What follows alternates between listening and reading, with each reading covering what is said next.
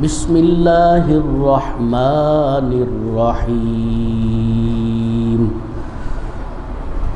لقد كان في يوسف وإخوته آيات للسائلين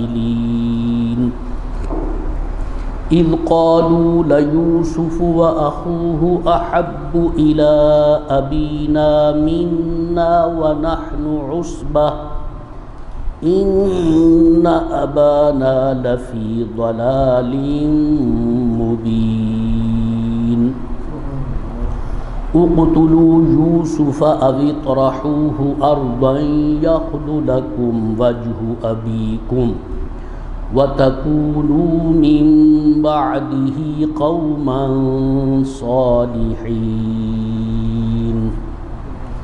قال قائل منهم لا تقتلوا يوسف وألقوه في غيابة الجب يلتقطه بعض السيارة إن كنتم فاعلين قالوا يا أبانا ما لك لا تأمنا على يوسف وإنا له لناصحون أرسله معنا غدا يرتع ويلعب وإنا له لحافظون صدق الله مولانا العظيم وبلغنا رسوله النبي الكريم الأمين الرؤوف الرحيم ونحن على ذلك لمن الشاهدين والشاكرين والحمد لله رب العالمين۔ بے شک یوسف علیہ السلام اور اس کے بھائیوں کے قصے میں عبرت کی کئی نشانیاں ہیں پوچھنے والوں کے لیے۔ جب بھائیوں نے آپس میں کہا کہ یوسف اور اس کا بھائی زیادہ پیارا ہے ہمارے باپ کو ہم سے، حالانکہ ہم ایک مضبوط جتھا ہیں، یقیناً ہمارے والد ایسا کرنے میں کھلی غلطی کا شکار ہیں، قتل کر ڈالو یوسف کو یا دور پھینک دو اسے کسی علاقہ میں، یوں تنہا ہو جائے گا تمہاری طرف تمہارے باپ کا رخ، اور ہو جانا اس کے بعد توبہ کر کے نیک قوم۔ یہ سن کر ان میں سے ایک کہنے والے نے کہا کہ نہ قتل کرو یوسف کو بلکہ پھینک دو اسے کسی ایسے گہرے کنویں کی تاریک تہ میں، اٹھا لیں گے اسے کوئی راہ چلتے مسافر اگر تم نے کچھ کرنا ہی ہے۔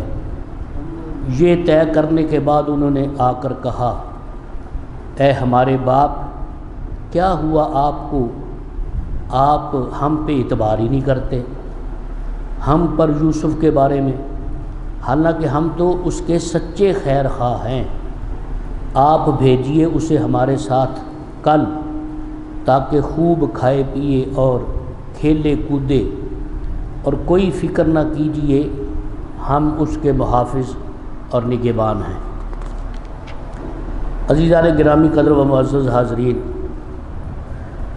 انبیاء کرام علیہم السلام کا حسن پاک بے مثل و بے مثال، لاجواب و با کمال ہوتا ہے۔ ان کے حسن میں گورے چٹے رنگ کا حسن تھوڑا ہوتا ہے، اللہ کریم جل شانہ کے نور کا حسن زیادہ ہوتا ہے۔ اور پھر یوسف علیہ السلام کی تو کیا مثال ہے، یہ تو ہم ان کے بھائیوں کے متعلق بھی کچھ نہیں کہہ سکتے، اس کی وجہ پھر بعد میں وہ سارے آپ کے غلام بن کے حاضر ہو گئے۔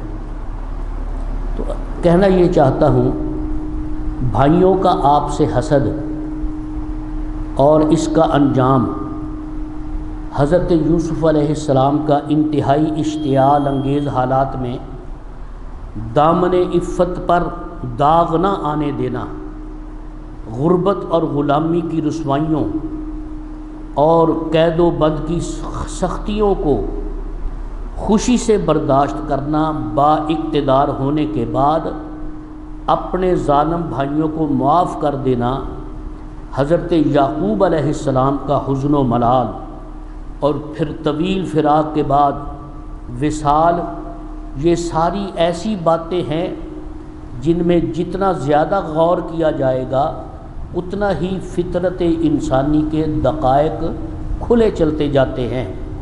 نیکی، صبر، عفو درگزر اور دیگر اخلاق حسنہ کی بالادستی پر یقین اتنا ہی پختہ ہو جائے گا، اس لیے فرمایا کہ اس کے بھائیوں کے قصہ میں قوانین فطرت اور سنن الہیہ کے متعلق استفسار کرنے والوں کے لیے کھلی نشانیاں ہیں۔ اب یہ جو بھائیوں والا معاملہ ہوتا ہے نا جی، یہ دیکھو کہاں سے چلا، ہر دور میں یہ ہوتا ہے، اس کو کہتے ہیں شراکت داری، ہاں جی، یا شریکہ برادری۔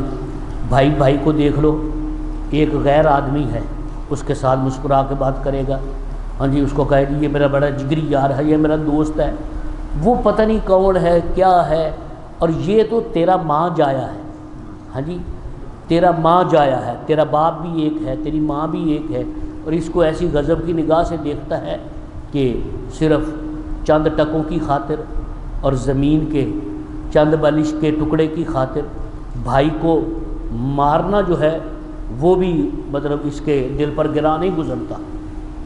اور پھر دیکھو نا، یہ حضرت یوسف علیہ السلام کے بھائیوں کا قصہ، ظلم کی انتہا کر دی انہوں نے، انشاءاللہ آگے آ رہا ہے، لیکن حضرت یوسف علیہ السلام کے صبر نے ان کو عزیز مصر بنا دیا، مصر کا بادشاہ بنا دیا، اور پھر یہی بھائی جو آپ پر ظلم کرنے والے تھے وہ جناب محترم کشکول گدائی لے کر، کاسہ گدائی لے کر آپ کی خدمت میں حاضر ہوئے، لیکن پہچان نہ سکے، وہ نہ پہچان سکے، اللہ کے نبی کو ہر ایک کی پہچان ہوتی ہے، انہوں نے نہیں پہچانا لیکن آپ نے پہچان لیا۔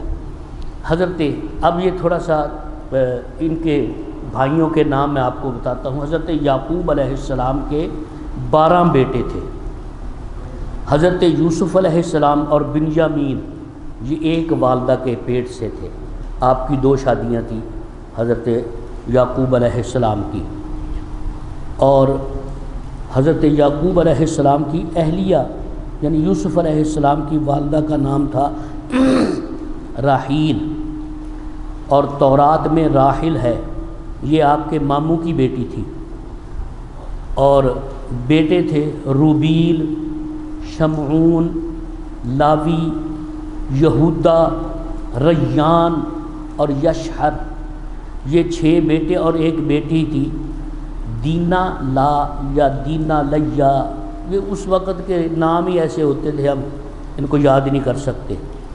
اور یہ جو ہے نا بیٹی، اس کے بطن سے جو راحیل کی بہن تھی، اور اس کے 4 بیٹے تھے، دان، تفتالی، جاد اور عاشر، یہ کنیزوں کی اولاد میں سے تھے۔ عزیزان گرامی، حضرت یعقوب علیہ السلام کی یوسف علیہ السلام سے خصوصی محبت کے باعث بھائیوں کے دلوں میں حسد کا جذبہ پہلے ہی سلگ رہا تھا، کیونکہ یوسف علیہ السلام حسن با کمال لاجواب رکھتے تھے، اولاد کو، باپ کو اولاد تو ساری پیاری ہوتی ہے، لیکن قلبی لگاؤ کسی ایک کے ساتھ ہوتا ہے، اس کا اظہار نہیں کر سکتا۔ تو ان بھائیوں نے کیسے محسوس کیا کہ وہ حضرت یوسف علیہ السلام جو ہیں وہ حضرت یعقوب علیہ السلام کی گود میں رہتے، آپ ہر وقت جو بچہ پیارا لگتا ہے آدمی اس کو چومتا ہے، چاٹتا ہے، پیار کرتا ہے، تو یہ بات ان کو حسد کی طرح کھا رہی تھی کہ ہماری طرف دیکھتے نہیں ہیں، اس کے ساتھ ہی یہ پیار کرتے ہیں۔ اولاد کے بارے میں ان کا یہ رویہ، معاذ اللہ، وہ کہتے ہیں ہمارا باپ جو ہے ثم معاذ اللہ کہ وہ کھلی غلطی کا شکار ہے۔ بھائیوں نے کہا کہ حضرت یعقوب علیہ السلام کھلی غلطی کا شکار ہے، بابا اتھے آ، تیری ہمت مینہ دے وچ پیدا آ گیا۔ حضرات محترم و معزز حاضرین، بس میں نے آج سوچا کہ الحمدللہ چلو یہ سعادت حاصل کرتے ہیں، ناغہ نہیں ہونا چاہیے، جیسا کیسا بھی ہے قبول فرمائیں۔ تو یوسف علیہ السلام کے ساتھ ان کے باپ یعقوب علیہ السلام کا محبت اور پیار، اس کو بھائی معاذ اللہ کھلی گمراہی کہتے ہیں۔ کھلی غلطی کہتے ہیں۔ تو انہوں نے کیا فیصلہ کیا؟ کہتے یہ ان کا رویہ درست نہیں ہے، ہم جناب محترم وَنَحْنُ عُصْبَةٌ، ہم تو ایک مضبوط جتھا ہیں، ہاں جی ہم ایک مضبوط جتھا ہیں، 10 بھائی ہیں، ہم کچھ نہیں کر سکتے۔ پھر کیا کیا انہوں نے؟ یہ عصبہ جو ہے نا، عصبہ جتھا، یہ 10 سے لے کر 40 تک کو عصبہ کہتے ہیں عربی میں۔ تو انہوں نے یہ لفظ بول دیے کہ اِنَّ أَبَانَا لَفِي ضَلَالٍ مُبِينٍ، کہ بے شک ہمارا باپ معاذ اللہ کھلی گمراہی میں ہے۔ لیکن یاد رکھیں یہاں ضلال سے مراد عقیدے کی گمراہی نہیں ہے، بلکہ ان دنیاوی معاملات میں راہ اعتدال سے انحراف تھا۔ ان کا خیال تھا کہ یہ ترجیحی سلوک عدل و انصاف کے منافی ہے۔ انہیں یہ بات سمجھ نہ آتی تھی کہ جوان و توانا بیٹوں کو نظر انداز کر کے چھوٹے اور ضعیف بچوں سے اتنا پیار کہاں کی مصلحت اندیشی اور دانش مندی ہے۔ آج بھی جب کہ تمدن میں یکسر انقلاب برپا ہو چکا ہے، ازمنہ قدیمہ کی طرح اولاد کی کثرت انسان میں قوت و شوقت کا شعور پیدا کر دیتا ہے۔ انسان فخر سے سر اٹھا کے چلتا ہے، ماشاءاللہ اللہ کریم نے مجھے گبرو بیٹے عطا فرمائے ہیں، جوان اور طاقتور بیٹے عطا فرمائے ہیں، اتنے میرے بچے ہیں، مجھے کسی کمزوری اور کسی کا کیا ڈر ہے، رب کریم نے الحمدللہ اولاد سے نوازا ہے۔ تو انہوں نے یہ تجویز پیش کی آپس میں کہ یا تو معاذ اللہ یوسف کو قتل کر دیا جائے یا اسے کسی دور دراز علاقے میں پہنچا دیا جائے۔ جب یہ باپ کی آنکھوں سے نہال ہو جائے گا تو باپ کی ساری توجہ کا مرکز و محور پھر ہم ہو جائیں گے، پھر ان کی توجہ۔ تو میں کہتا ہوں پاگلو کہ باپ ایک بچے سے پیار کرتا ہے، جب وہ آنکھوں سے اوجھل ہو گیا، پتہ ہی نہیں بھی کدھر گیا، تو پھر باپ کا سکون بڑھے گا یا کم، بے سکونی بڑھے گی یا کم ہوگی، پھر پریشانی اور زیادہ ہوگی۔ یہ ان کی آپس ناقص عقل کا فیصلہ تھا۔ اور یہ بھی یاد رکھیں چونکہ پیغمبر زادے تھے، اللہ کے نبی کی اولاد تھے، گرچہ وہ آپس میں ان کے یہ معاملات بن گئے، لیکن انہوں نے یہ سن رکھا تھا کہ اگر کسی کو بلا وجہ قتل کر دیا جائے تو اللہ کریم کی بارگاہ میں اس کی سزا بڑی ہے۔ یہ مسئلہ بھی جانتے تھے، فیصلہ تو انہوں نے کر لیا تو یا قتل کر دیا جائے یا دور کے کسی مقام پہ بھیج دیا جائے، اللہ اکبر۔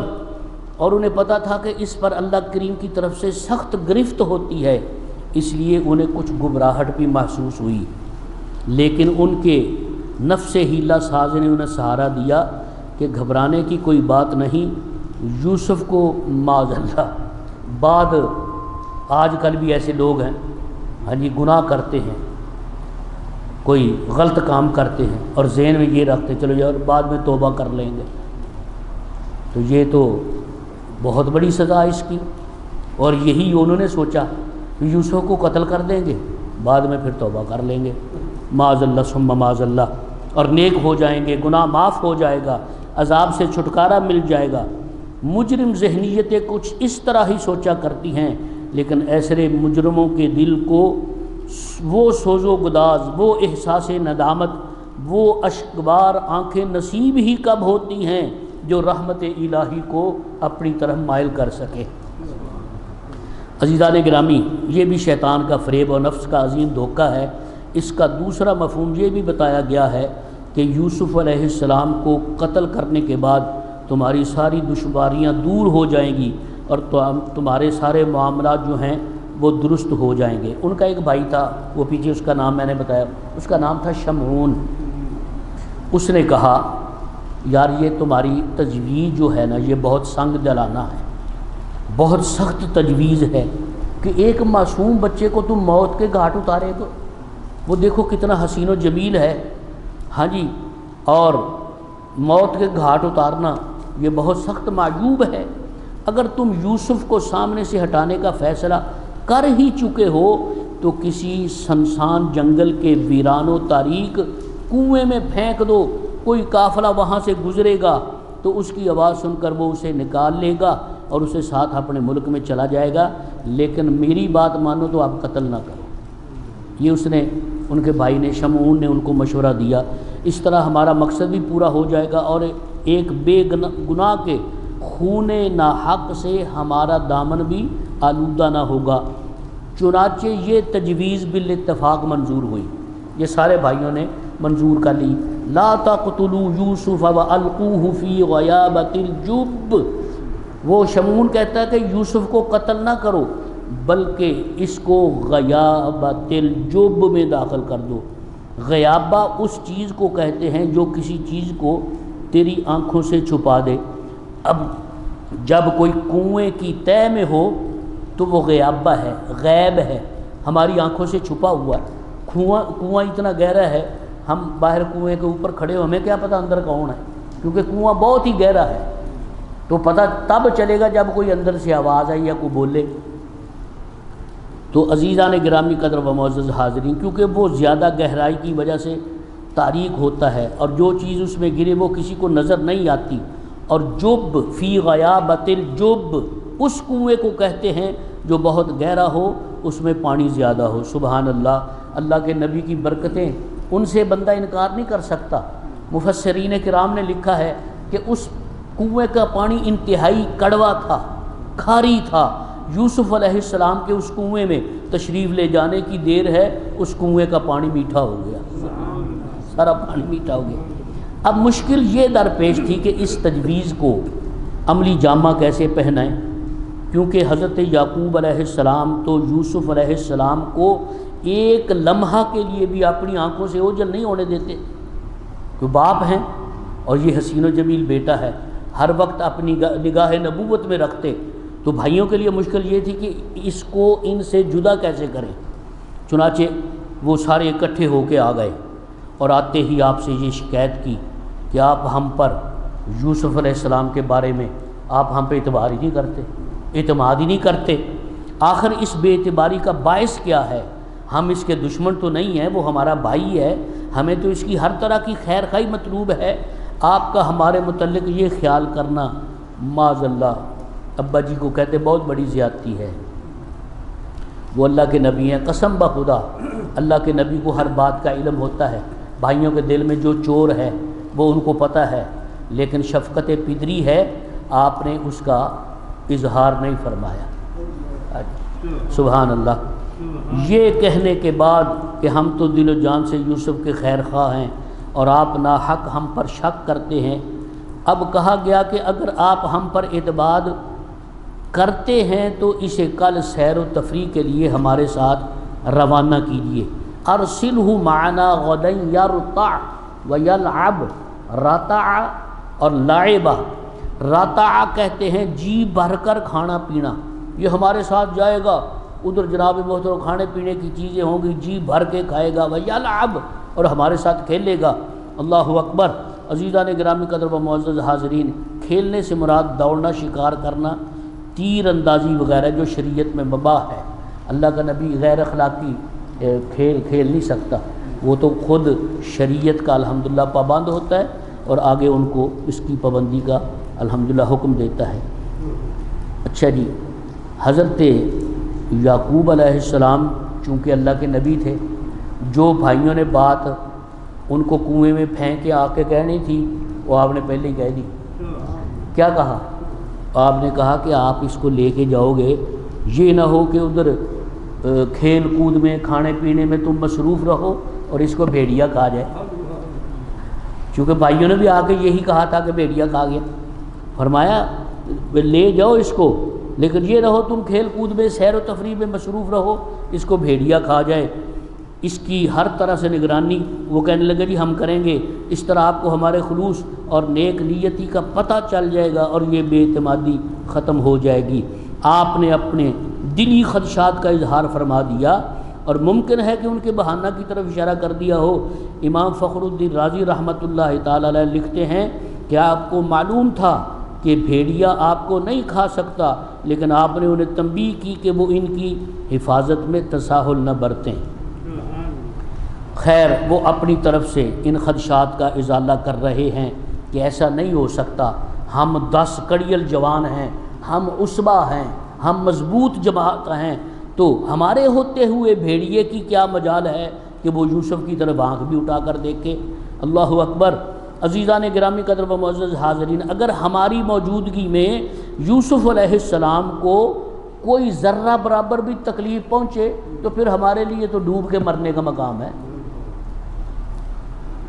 حضرت یعقوب علیہ السلام نے بادل نخواستہ اجازت دے دی، اس پر انہوں نے بڑی مسرت کا اظہار کیا اور یوسف علیہ السلام کو بڑی محبت سے اپنے ساتھ لے کر چلے۔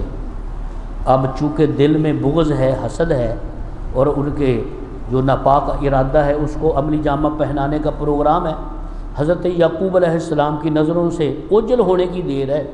کبھی یہ گھونسا مارتا ہے، کبھی یہ چپیڑ مارتا ہے، کبھی یہ مارتا ہے۔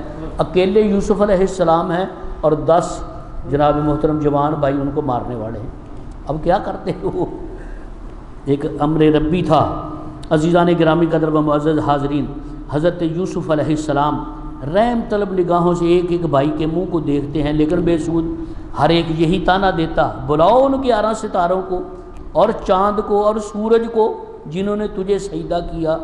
چنانچہ اپنے منصوبے کو عملی جامہ پہنانے کے لیے وہ ایک مجوزہ کنویں پر پہنچے اور انہیں ڈول میں ڈال کر یا گلے میں رسی ڈال کر کنویں میں لٹکا دیا، اور جب وہ درمیان میں پہنچے تو انہوں نے اوپر سے رسی کاٹ دی۔ جب رسی کاٹی تو اللہ کریم جل شانہ نے حضرت جبریل امین علیہ السلام کو حکم فرمایا، پیارے جبریل جلدی کرو، ہمارا نبی اس کے بھائیوں نے ظلم کیا، ان کو کنویں میں لٹکا کے آدھا سفر طے کر لیا ہے، وہ پانی کی طرف جا رہے ہیں، دیکھنا پانی پر پہنچنے سے پہلے ان کے نیچے تیرا پر ہونا چاہیے۔ ایک موقع پر میرے اور آپ کے آقا مولا حضور علیہ السلام نے جبریل امین علیہ السلام سے پوچھا، پیارے جبریل یہ بتاؤ کہ تو اپنے آپ کو مشقت میں ڈال کر پوری قوت اور پوری رفتار کے ساتھ کتنی دفعہ زمین پہ آیا؟ آپ نے عرض کی، میرے آقا میں 3 دفعہ پوری قوت صرف کر کے زمین پہ آیا، اور اللہ کی دی ہوئی طاقت سے الحمدللہ میں نے وہ ڈیوٹی پوری قوت کے ساتھ ادا کی۔ فرمایا وہ کون کون سا مقام ہے؟ عرض کی، میرے آقا ایک جنگ کے موقع پر کافروں ہنجاروں نے ایک پتھر مارا، آپ کے دانت مبارک کو لگا، وہاں سے خون کا قطرہ نکلا، میں سدرہ پہ بیٹھا ہوں، قطرہ وہاں سے نکل کر زمین کی طرف چل پڑا ہے۔ میں آپ سے پوچھتا ہوں کہ آدمی کھڑا ہو اور دانت سے خون نکلے، زمین پر پہنچتے کتنی دیر لگتی ہے؟ لمحہ بھر کی بات ہے۔ لیکن عرض کی، میرے آقا میں سدرہ پہ بیٹھا تھا، اللہ کریم نے حکم دیا، پیارے جبریل جلدی سے جاؤ، یہ خون کا قطرہ زمین پہ نہ گرے، زمین پر گرنے سے پہلے اس کو اپنے پر پہ اٹھا لو، اگر یہ قطرہ زمین پر گر گیا تو پوری زندگی، پوری جناب محترم حیات میں کبھی زمین پر سبزہ نہیں اگے گا۔ عرض کی، میرے آقا ایک دفعہ تو میں اس وقت پوری قوت کے ساتھ زمین پہ آیا، اور دوسری مرتبہ جب آپ کے جد امجد ذبیح اللہ علیہ السلام حضرت سرکار اسماعیل علیہ السلام کو آپ کے ابا حضور نے لٹا کر گلے پر چھری رکھ دی، اللہ کریم نے فرمایا، پیارے جبریل میرا خلیل علیہ السلام میری اطاعت میں بالکل مستعد ہے، پوری قوت ہے، نبوت کی طاقت ہے، اور چھری بھی تیز ہے، اور اپنے شہزادے کے نرم و نازک گلے پہ رکھ دی ہے، اب یہ ایسے چلنے سے پہلے جنت سے دمبا لے جاؤ، اسماعیل علیہ السلام کو ہٹا کر ان کی جگہ پہ دمبے کو لٹا دو۔ اب یہ آپ سوچیں کتنی دیر لگ، چھری تو گلے کے اوپر پڑی ہوئی ہے۔ تو جبریل امین علیہ السلام فرماتے ہیں، عرض کرتے ہیں، میرے آقا میں پوری قوت کے ساتھ گیا، جنت سے مینڈا لیا، اور آ کر چونکہ اسماعیل علیہ السلام کی درخواست پر ابراہیم علیہ السلام نے آنکھوں پہ پٹی باندھی ہوئی ہے، پٹی باندھنے کے باوجود بھی سب کچھ نظر آ رہا ہے۔ وہ پٹی تو ہمارے لیے حجاب ہے، اللہ کے نبی کے لیے کوئی شے حجاب نہیں ہے۔ جب رب کریم اپنا آپ نہیں چھپاتا تو اور کیا چھپانا جی۔ اللہ اکبر۔ میں نے اسماعیل علیہ السلام کو اٹھا لیا، اس دمبے کو، اس مینڈے کو لٹا دیا، آپ نے چھری چلائی زور سے، زور نبوت سے چھری چل گئی، خوش ہو گئے۔ جب پٹی اتاری دیکھا تو شہزادہ مسکرا رہا ہے اور جو جنت سے مینڈل آیا وہ ذبح ہوا ہوا۔ اور تیسری مرتبہ عرض کرتے ہیں میرے آقا، جب بھائیوں نے حضرت یوسف علیہ السلام کو کنعان کے کنویں میں لٹکا کر آدھا سفر طے کر لیا لٹکانے سے، اور پھر انہوں نے رسی کاٹ دی۔ جب رسی کاٹی تب مجھے اللہ کریم نے حکم دیا جبریل بھاگو، پانی پہ جانے سے پہلے یوسف علیہ السلام کو پروں پہ اٹھا لو۔ میرے آقا میں اس وقت پوری قوت کے ساتھ الحمدللہ گیا اور حضرت یوسف علیہ السلام کو اپنے پروں پر اٹھا لیا۔ عزیزان گرامی، ان روح فرسا لمحوں میں یوسف علیہ السلام کے معصوم دل پر جو گزری ہوگی اس کا آپ آسانی سے تصور کر سکتے ہیں۔ اس دل شکستگی، رنج و الم کی ان روح فرزا گھڑیوں میں حضرت یوسف علیہ السلام کو یہ مجدہ سنایا جاتا ہے کہ یوسف گھبراؤ مت، ایک درخشاں مستقبل تیرے لیے چشم برا ہے، تجھے ہم اتنا سرفراز کریں گے کہ تو یہ سب غم بھول جائے گا۔ تیرے یہ بھائی ایک دن تیرے دربار میں سائل کی حیثیت سے آئیں گے اور تو انہیں اس واقعے سے آگاہ کرے گا۔ ان کی آنکھیں ان رفتوں کو دیکھنے سے قاصر ہیں جو ہم نے تیرے لیے مقدر فرما دی ہیں، انہیں معلوم ہی نہیں کہ تو ایک گوہر نایاب ہے جس کی قدر و قیمت کا یہ اندازہ بھی نہیں لگا سکتے۔ اور یہاں اللہ کریم نے فرمایا وَأَوْحَيْنَا إِلَيْهِ لَتُنَبِّئَهُمْ، یہاں اوحینا سے مراد الہمنا، یعنی ہم نے حضرت یوسف علیہ السلام کو الہام کے ذریعے یہ سب کچھ بتا دیا، یہ سب امور بتا دیے ہیں۔ اور بعض علماء کی یہ رائے بھی ہے کہ آپ کو اسی وقت اللہ کریم نے شرف نبوت سے سرفراز کر دیا تھا۔ عزیزان گرامی قدر و معزز حاضرین، المختصر اس ناپاک منصوبے کو عملی جامہ پہنانے کے بعد دن بھر خوب سیر و تفریح کی بھائیوں نے، اور عشاء کے وقت چیختے چلاتے شور مچاتے گھر لوٹے۔ حضرت یعقوب علیہ السلام تو پہلے اتنی تاخیر پر مضطرب تھے، جب انہوں نے یہ شور و فغاں سنا تو بے چین ہو گئے۔ پوچھا کیا ہوا، کیوں رو رہے ہو، مجھے یوسف نظر نہیں آ رہا، وہ کہاں ہے؟ تو انہوں نے وہی انتہائی فریب کاری سے جواب دیا جو آپ نے پہلے ہی کہہ دیا تھا، کیونکہ باخبر تھے کہ انہوں نے کیا کرنا ہے، لیکن اس میں کوئی حکمت پوشیدہ تھی۔ انہوں نے کہا ابا جان کہ یقین مانیں، کیونکہ آپ ہماری بات پر یقین نہیں کریں گے، کیونکہ پہلے ہی آپ کا دل ہماری طرف سے صاف نہیں ہے، لیکن آپ مانیں یا نہ مانیں، جو قصہ ہم آپ سے بیان کر رہے ہیں یہ 100% سچا ہے۔ بات الٹا ہے کہ 100% جھوٹا ہے، کہتے ہیں 100% سچا ہے۔ ایک چوری ایک چکاری، اللہ اکبر، اس میں شک و شبہ کی کوئی گنجائش نہیں۔ اس کے ساتھ انہوں نے ایک اور فریب کیا، ایک دمبا یا ہرن جنگلوں میں ہوتے ہیں، انہوں نے اس کو ذبح کیا اور یوسف علیہ السلام کی قمیض کو اس کے خون میں ایسے تر کیا، کیونکہ اگر کوئی جانور کسی کو مارے نا جی، وہ چینا چپٹی کرتا ہے، کپڑے پھاٹ جاتے ہیں، جسم کے خراش کے نشان لگ جاتے ہیں، لیکن انہوں نے کیا کہ اس دمبے کو یا ہرن کو ذبح کیا، اس کا جو خون تھا اس میں یوسف علیہ السلام کے کرتے کو گیلا کیا اور گیلا کر کے آپ کی خدمت میں پیش کیا، لت پت کر کے آئے، بطور ثبوت پیش کیا کہ یہ بات سچی ہے، اس میں کوئی جھوٹ نہیں ہے۔ اللہ اکبر۔ عزیزان گرامی قدر و معزز حاضرین، آپ نے فرمایا کہ یہ قمیض جو تم کسی کے خون میں لت پت کر کے لائے ہو وہ بڑا کوئی عقل مند ہی لگتا ہے بھیڑیا، کہ اس نے مطلب اس کپڑے کو خراش نہیں آنے دی، جس کا وہ کپڑا تھا اس کو اندر سے نکال کے لے گیا۔ یہ بات نہیں میری سمجھ میں آتی۔ باتیں تو الحمدللہ آپ نے ساری ان کو بتا دی تھی، لیکن چونکہ ان کی خباثت تھی، اگر بھیڑیے نے یوسف کو کھایا ہوتا تو یہ قمیص جگہ جگہ سے پھٹ نہ گئی ہوتی۔ ایسا عقل مند بھیڑیا آج تک دیکھنے سن میں نہیں آیا جس نے آدمی کو تو کھا لیا لیکن اس کے کپڑے کو خراش تک نہیں آئی۔ عزیزان گرامی قدر و معزز حاضرین، اللہ کریم جل شانہ ارشاد فرماتا ہے قال بل سولت لکم انفسکم امرا فصبر جمیل واللہ المستعان علی ما تصفون۔ آپ نے فرمایا غلط کہتے ہو، یوں ہی نہیں بلکہ آراستہ کر دکھایا تمہیں تمہارے نفسوں نے اس سنگین جرم کو، اس جان کا حادثے پر صبر جمیل کروں گا، اور اللہ تعالیٰ سے مدد مانگوں گا اس پر جو تم بیان کرتے ہو۔ حضرت یعقوب علیہ السلام کی شان جلالت اور مقام نبوی کو یہ زیبا تھا کہ وہ دامن صبر کو مضبوطی سے تھام لے اور کسی ایسی حرکت کا ارتکاب نہ کریں جو عام لوگوں سے ایسے موقع پر سرزد ہوتی، چونکہ اللہ کے نبی ہیں، اللہ کے نبی کا ہر فعل ہر قول جو ہے امت کے لیے رہنمائی ہوتا ہے۔ اس لیے جو ائمہ مساجد ہیں، مساجد میں نماز پڑھاتے ہیں، مصلی رسول علیہ السلام کی خدمت کرتے ہیں، ان کے کسی قول فعل میں بھی تضاد نہیں ہونا چاہیے، کیونکہ وہ ایسے منصب پہ بیٹھے ہیں، ایسی جگہ پہ بیٹھے ہیں، ان کا ہر قول فعل دیکھ کر جو مقتدی ہیں، جو قوم ہیں، انہوں نے رہنمائی حاصل کرنی ہے۔ ایسی ادا کے ساتھ اللہ کے گھر کی خدمت کرو۔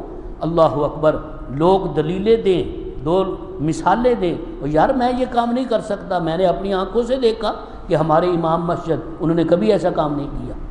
جو ائمہ مساجد کو بھی چاہیے، یہ اللہ کے نبی کا فیض ہے، اور پھر ہم تو امتی رسول اللہ کی ہیں صلی اللہ علیہ وسلم، جو ساری کائنات کے والی ہیں، جن کو اللہ کریم جل شانہ نے شہنشاہ کونین بنا کے بھیجا ہے۔